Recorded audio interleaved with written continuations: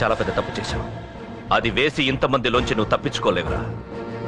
అది ఎవరి మీద పడినా వాడితో పాటు నలుగురే పోతారు.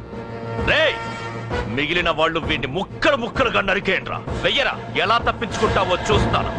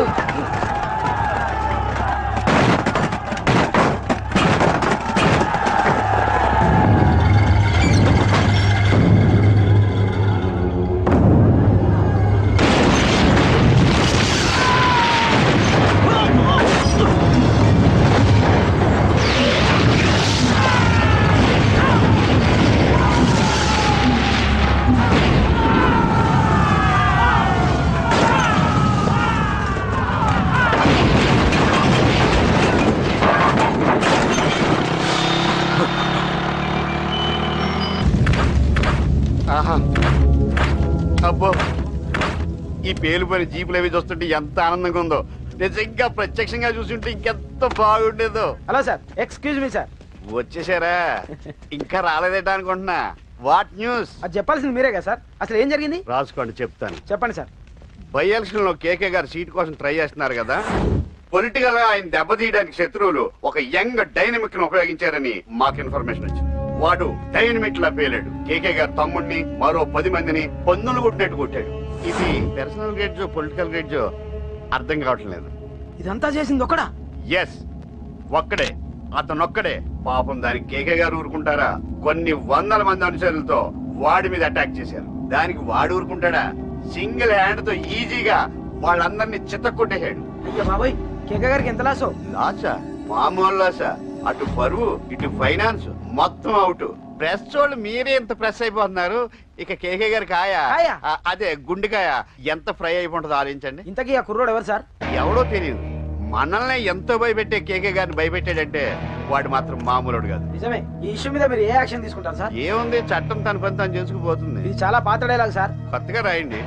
ఏమైనా గానీ ఈ దారుణాన్ని నేను తట్టుకోలేకపోతున్నా. కేకే గారు కంప్లైంట్ ఇచ్చినా ఇవ్వకపోయినా ఇది నా పర్సనల్ ఇష్యూగా తీసుకుని వాడెక్కడున్నా వెతికి పట్టుకుని ఇదే కెమెరాల ముందు వీడే కేకే గారు దూల తీర్చిన మగాడు, సారీ దుర్మార్గుడు అని ప్రూవ్ చేస్తాను. అంతవరకు మీరు నాకు కనిపించొద్దు, ఎందుకంటే నేను మీకు కనిపించను. ఇది లైవ్ సార్. ఇవన్నీ ఏసీపీ గారు చెప్పమన్నారు. వస్తానే.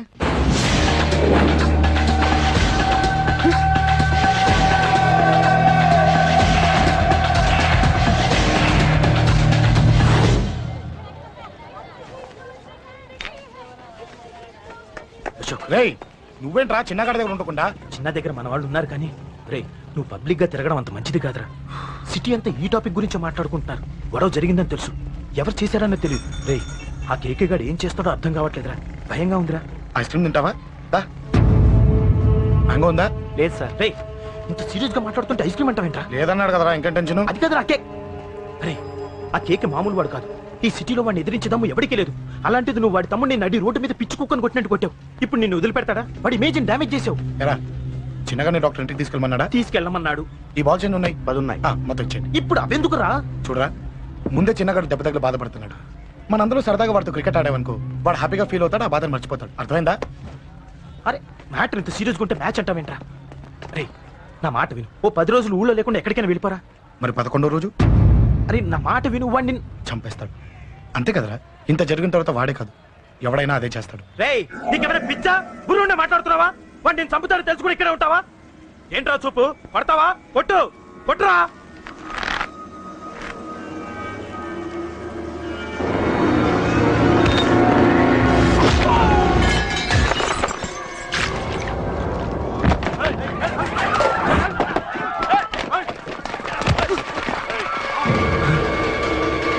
మ్యాచ్ అంటే ఇవి తీసుకొని చిన్నగాడి దగ్గరికి వెళ్ళు. అశోక్ నేను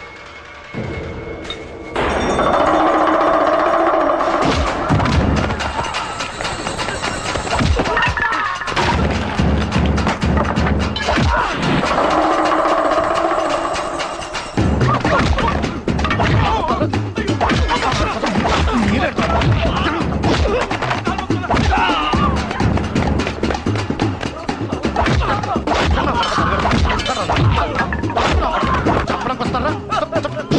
వస్తారా? ఆడుకో, ఆడుకో. నీ సంగతి ఏంటో దొంగ దెబ్బ తీస్తారా? నాకు పడకుండా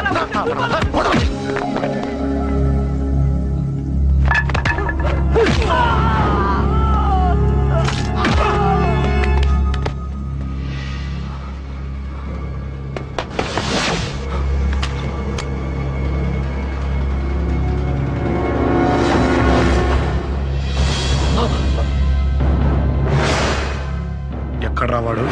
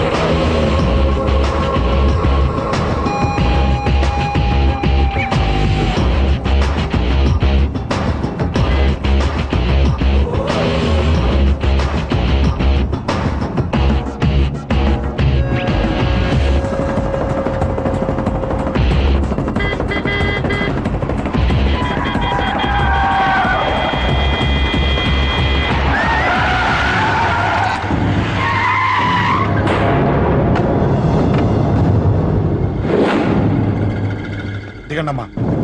అమ్మా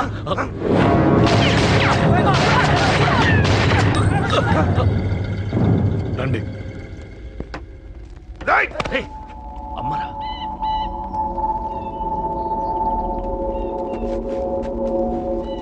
కూర్చోండి అమ్మా. కూర్చోండి కూర్చోండి, పర్లేదు కూర్చోండి.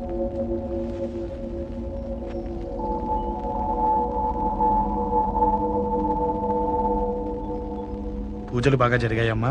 నేనేనమ్మా అశోక్ అంటే. నీ చిన్న కొడుకుని కొట్టింది నేనే. తప్పు చేశాడమ్మా, అందుకే కొట్టాను. అంతటితో వదిలేయకుండా నన్ను చంపడానికి వచ్చి వాడే చావు బతుకుని జరుపుకున్నాడు. ఇంత తెలిసి 100 మందిని డీల్ చేసిన నన్ను చూసిన నీ పెద్ద కొడుకు బుద్ధి లేకుండా మళ్ళీ నా మీదకి ఆఫ్టర్ ఆల్ 10 మందిని పంపించాడు. అసలు వీడికి బ్రెయిన్ ఉందనాలా లేదనాలా? నువ్వు చాలా పెద్ద తప్పు చేశావు. తెలుసమ్మా, మీ పవర్ ఏంటో నాకు బాగా తెలుసు. ఇప్పటిదాకా మీకు ఎదురు లేదని తెలుసు. ఈ కేకే అంటే సిటీలో అందరూ ఉచ్చ పోసుకుంటారని కూడా తెలుసు. కానీ మీకు పూర్తిగా తెలియంది నా గురించేనమ్మా. ఈ అశోక్ అంటే ఓల్డ్ సిటీలో అందరికీ తెలియకపోవచ్చు, కానీ ఈ అశోక్ చేతుల్లో దెబ్బలు తిన్నవాడు మాత్రం 10 జన్మలకు కూడా మర్చిపోలేడు. ఈ కొట్లాట్లు గొడవలు పెట్టుకోవడం, ఎవరికి భయపడకపోవడం పుట్టినప్పటి నుంచే నా బ్లడ్లో ఉందమ్మా. నన్ను అనవసరంగా రెచ్చగొట్టొద్దమ్మా. ఈ గొడవ ఇంతటితో వదిలి. కాదు, నన్ను చంపాలనుకుంటే చంపడానికి రెడీ అయిన వాడు చావటానికి కూడా రెడీ అవ్వాలి.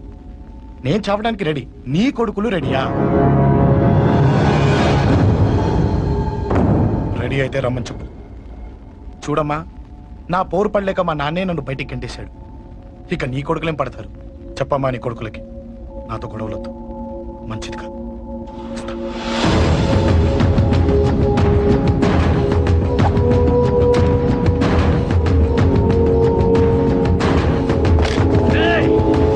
చావుని వెతుక్కుంటూ వచ్చావరా? ఇందాకే చెప్పాను కదరా, చంపాలనుకున్నవాడు చావడానికి కూడా రెడీ అవ్వాలని. నీ తమ్ముడు హాస్పిటల్లో ఇద్దరినే పెట్టావు. ఆడు బతకాలని లేదా? చంపరా, చంపు. చంపరా? నువ్వు చంపాలనుకున్నప్పుడు నేను చావను, నాకు చావాలనిపించినప్పుడే చేస్తాను. రేయ్, చంపడం నీకు చాలా పెద్ద మ్యాటర్. స్కెచ్ చేస్తావు, ప్లాన్ వేస్తావు, స్పాట్ పెడతావు. అదే చంపడం నాకు అలవాటైందనుకో, సెకండ్కి 20 మంది నరుకుతా.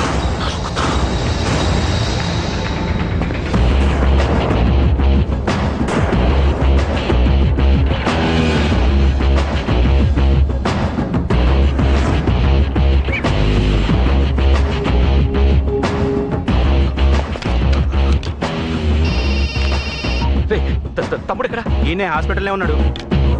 తమ్ముడు మన కంట్రోల్లోనే ఉన్నాడా? హాస్పిటలే మన కంట్రోల్ ఉందన్నా. మరి అశోక్ గాడు అలా అన్నాడు. అన్నా వాడు పేకుంటాడన్నా.